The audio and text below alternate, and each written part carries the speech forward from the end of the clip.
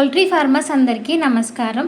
మీ boiler ఫార్మింగ్లో మీ కోళ్ళు feed తీసుకున్న బరువు పెరగట్లేదా, లేదా రోజు రోజుకు మొటాలిటీ పెరుగుతుందా?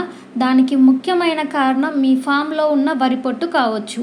అవును, వరి పొట్టు తడిస్తే రైతుకు ఎంతో పెద్ద నష్టమో ఈ వీడియోలో తెలుసుకుందాం.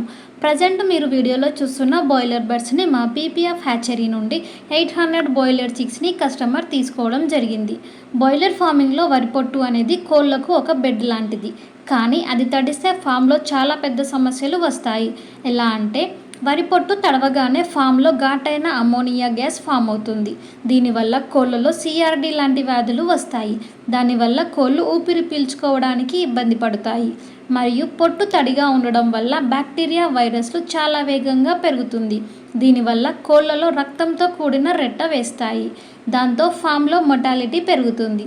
తడిపొట్టు వల్ల ఇంకో పెద్ద సమస్య ఏంటి అంటే, కోళ్ళు ఎప్పుడు ఆ తడిపొట్టు మీదే కూర్చుంటాయి. కాబట్టి వాటి కాళ్ళకు పుండ్లు లాంటివి మరియు ఛాతి మీద మచ్చలు లాంటివి ఏర్పడతాయి.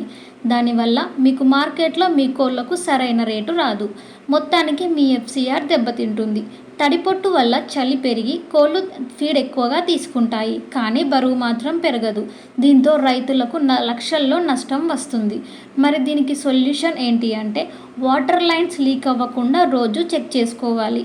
ఫామ్లో ఫ్రెష్ ఎయిర్ సర్క్యులేషన్ ఉండేలా చూసుకోవాలి.